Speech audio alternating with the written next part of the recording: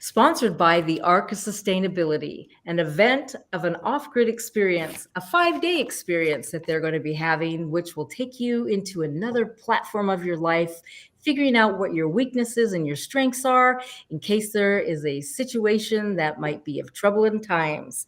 This event will go off in July, actually the 25th through the 30th. And during that time, you'll learn so many hands-on interactive skills. You will know where you stand when it comes to being in survival mode for you and your family. We're so grateful that you're here. This episode of Off-Grid Prophetic Times is lending a hand up. And our guest today is Christopher Fischer. He is a knife maker, a gardener, a writer, a handyman. He is an EMT and a wilderness coach. Christopher was born in Zambia, Africa, to missionary parents and grandparents. He credits his formative exposure to third world countries.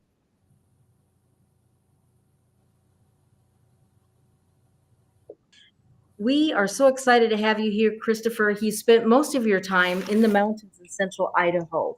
Welcome to the show. Oh, thank you. Yes, we're excited that you're here with us. And being a young man or a child growing up in Zambia, partially part of your life, to missionary parents and grandparents, tell us a little bit more about that. Well, I spent the first 14 months in Zambia, but my parents spent 7 years there. And prior to that, my mother spent 10 years in southern Mexico growing up. Wow. So her time in southern Mexico was actually the most formative as far as real life exposure to primitive conditions. I can totally understand that. I've been all over the world seeing how people live in what we call third world countries. So as an EMT, that's always something that you'll always be able to fall back on. Isn't that right? Right. It's always good to be able to package people up and support life in transport. Very nice. Even, don't you live now up in the mountains in Idaho? Yes. And what is life like that up there? Well, it's pretty unpredictable, I guess. You never know from one day to the next what you'll be doing, but it's just a steady train of events. What does that mean? Can you elaborate on that for us? That'd be great. Well, of course, my dad's been in the automotive repair business, and the types of jobs that come through are rarely the same thing twice. So he's not a specialist, and he just spends time figuring out new stuff all the time. And what about you? What do you spend your time doing? Well, it's a strange combination of working on projects that I have waiting, keeping up with the usual routines of life, from washing dishes to chopping wood and moving snow, and this time of year. And in the summer, do more gardening and whatever. And do you live off the grid? We have, the place here is on grid, and the place out of town is off grid. Okay, so we're using both. Okay, and how's that working for you and your family? Well, it's in development, especially the off-grid part. But here we have access to, if we need to run welders, and we don't have to be fiddling with the off-grid system constantly. But at the same time, you have power outages because we're here where we get 50 miles of wire between us and the nearest options. So if that 50 miles of wire drops, we're out of power. And that happens when it snows. And tell me about your knife business. Didn't you clear some trees in order to have wood, but you were able to take what you had to harvest and create a knife business? Well, the handle material, I use wood, but it's not typically from clearing. It's from where we've had the occasional walnut tree taken out, a black locust, hackberry, trees like that. Then I also purchase handle materials. So, And what other skills do you have during that? Tell me a little bit more about this business of creating these bush knives. well, first of all, you have to understand what a knife is. Okay. Bob Lovelace, who's kind of the father of custom knife making in recent years, recent decades, back in the 60s, 70s, and on, he said you can teach anyone to make a knife, but you can't teach them what a knife is.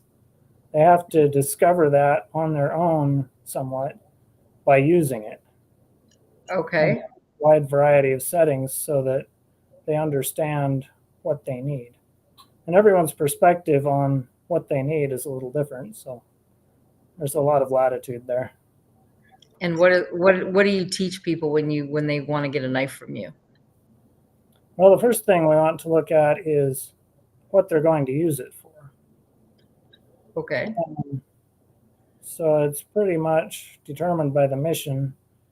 Of course, we have kitchen knives that we're familiar with. We use for paring fruit, paring things, chopping things, slicing, dicing. And do you make kitchen knives as well? A little bit. I haven't Okay. sold very many, but we have several in our kitchen that I've made. And what is the typical knife that you sell most of? As far as what I sell most of, the bushcraft model, which is about a 3.5-inch blade made out of saw blade, is the most common because it's one of the least expensive.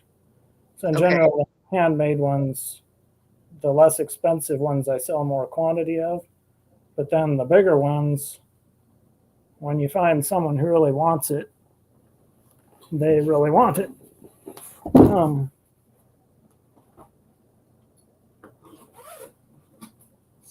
There we go. So I also handle factory knives.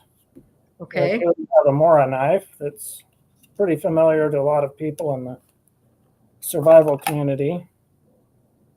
This Okay. one's stainless steel blade, and they're running about $15, $20.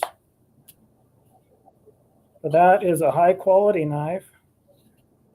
It clips on your belt. You can carry it on a cord around your neck if you are wearing a lot of heavy clothing. That way you can keep it out close to the surface. And the Scandinavian grind makes for a lightweight blade that's still very strong. Okay. Scandinavian grind, you can see here, it's just a single bevel from the full thickness, about 3/32 of an inch, to a very sharp edge. And so do you make knives like that as well?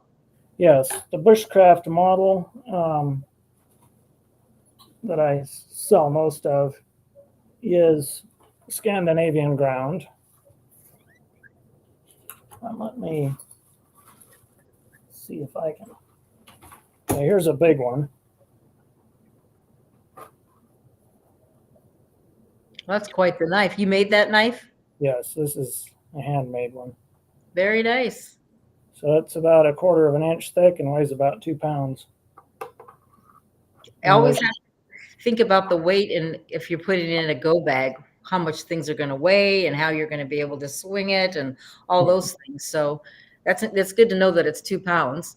And what other size knives do you have that are like something that you can put in just like that one Scandinavian blade knife that you have? There's the Nesma. Here's the PTS bush knife that this is our latest edition. Okay, This that's is about 9 or 10 ounces. So it's a thin blade. It's about 9 inches long.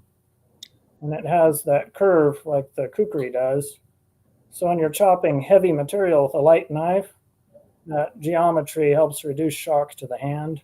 very good. Good information. Is fatigue. Then we have a sheath here that it locks the knife in securely, so it's not going to go anywhere.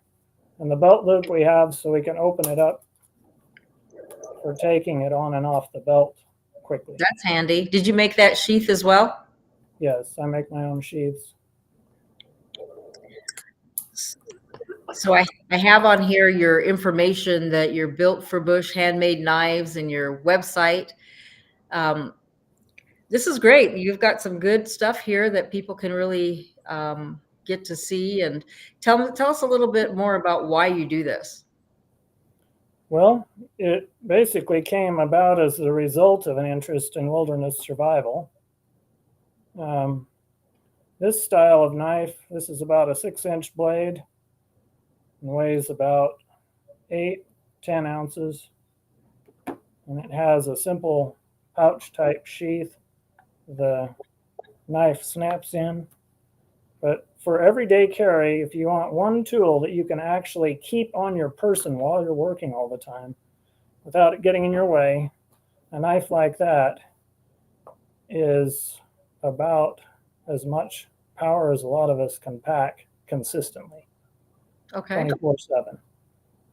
So that's kind of where I started out, was with about a 6-inch blade. It works fairly well for light chopping, for splitting, and general all-around use.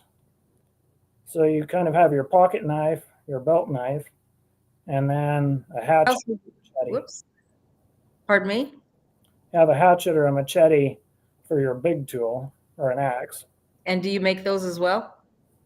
I don't make axes or machetes. The machetes can be purchased pretty readily. The exception is like this PTS bush knife that is designed to be a bit smaller than most machetes that you can buy, and light, and a good belt sheath for wearing. Most machetes, you just get a big, 18 to 24-inch blade, and you just carry it when you need it, and then you set it down. Well, the setting it down is the problem from the survival perspective. I agree with that. Excellent. Hatchet is a very good tool, and I'll just quickly show you the sheath. But this sheath concept as a shoulder strap is something that I've found very useful as far as keeping a hatchet actually available. So you can see it comes out very quickly, and it can be worn while you're hiking. While you're working, it tends to swing around and get in the way, but having the ready access while you're hiking is certainly faster than having it in a pack or on a pack. Did you make that sheath? Yes, we make the sheath. Very nice. It is made by Prandi in Italy. And so, what does one of those sheaths cost a person that's wanting to purchase something from you?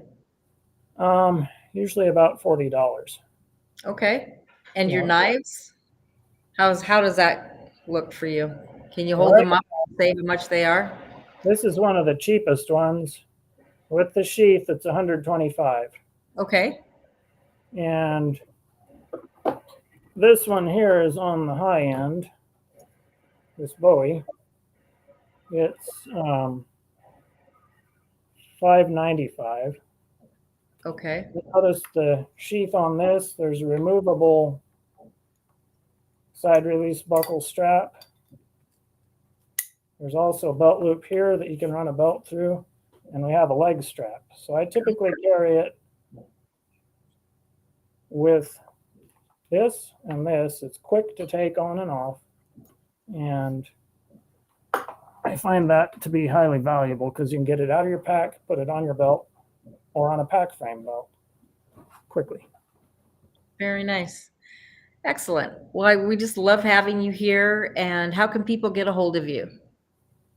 Well, my website, ctfischerknives.com, has the C in Fischer, German spelling, or my phone number, 208-842-2800. And I'm on Facebook and a few other places. And tell me, how long does it take for you to make a knife if somebody wants to have you custom make one? What is the turnaround on that? The turnaround varies substantially. Right now, I have 2 orders that I'm trying to press out the door. So it just depends what else is going on in my life. But right now it's probably, if it's not in inventory already made, you're probably looking at several months turnaround time. Okay. Well, Now, thank you if so you much. need a sheath, it could be faster. Okay. Well, thank you so much, Christopher, for coming on today and giving us an education on knives. Is there anything else you'd like to tell us? Well, I'd just like to encourage everyone to do everything they can to help those around them, especially those who are newly out of the cities. If you've been out of the city for a while, try to give them a hand up. That's awesome. With those little Up. details. Lending a hand up is great. We thank you so much for being on our show, Christopher, and I hope you have a blessed day. Okay, thank you. All right. Blessings.